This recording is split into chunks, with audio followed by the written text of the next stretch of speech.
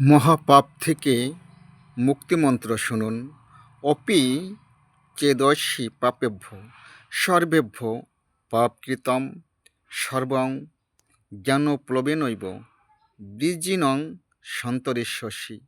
অর্থাৎ, তুমি যদি মহাপাপীও হও, তবুও গীতা জ্ঞান ভেলার সাহায্যে তুমি সেই পাপ সমুদ্র হইতে উত্তীর্ণ হতে পারবে।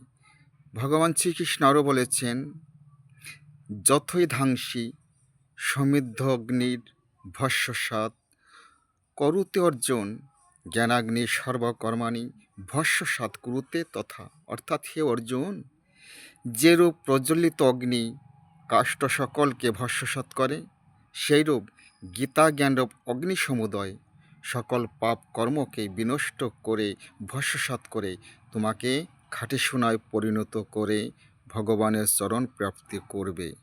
হরে কৃষ্ণ।